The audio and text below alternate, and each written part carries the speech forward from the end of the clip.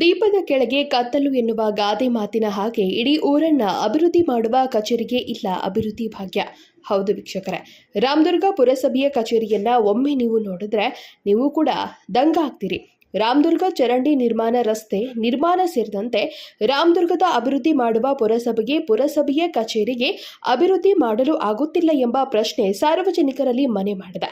ಹೇಗೆ ಕುಸಿಯುತ್ತಿರುವ ಕಟ್ಟಡದ ಛಾವಣಿ, ಬಿರುಕು ಬೀಳುತ್ತಿರುವ ದೃಶ್ಯಗಳು ಕಂಡು ಬಂದಿದ್ದು ರಾಮದುರ್ಗದ ಪುರಸಭೆಯ ಕಚೇರಿಯಲ್ಲಿ. ಹೀಗಾಗಿ ಇಲ್ಲಿನ ಸಿಬ್ಬಂದಿಗಳ ಭಯದ ವಾತಾವರಣದಲ್ಲಿ ಕೆಲಸ ಮಾಡುವ ಪರಿಸ್ಥಿತಿ ನಿರ್ಮಾಣವಾಗಿದೆ.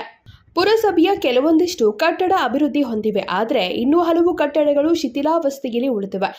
ರಾಮದುರ್ಗವನ್ನು ಅಭಿವೃದ್ಧಿ ಮಾಡುವ ಪುರಸಭೆ ಇಲಾಖೆ ತನ್ನ ಕಟ್ಟಡಗಳನ್ನು ಸುಧಾರಿಸಿಕೊಂಡಿಲ್ಲ ಅನ್ನೋದು ದುರಾದೃಷ್ಟಕರ ಸಂಗತಿಯಾಗಿದೆ.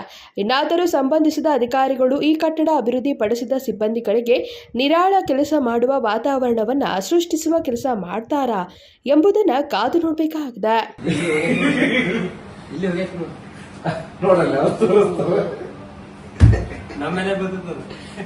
ಈಗ ನಿಮ್ ಯಾರು ಬಿತ್ತಂದ್ರೆ ಹೆಂಗ್ ಸರ್? ನನಗೆ ಬೇಕಲ್ರಿ ಸರ್. ನಿಖಿಲ್ ಬತ್ತಾರ್, KMM ಕನ್ನಡ ನ್ಯೂಸ್, ರಾಮದುರ್ಗ್.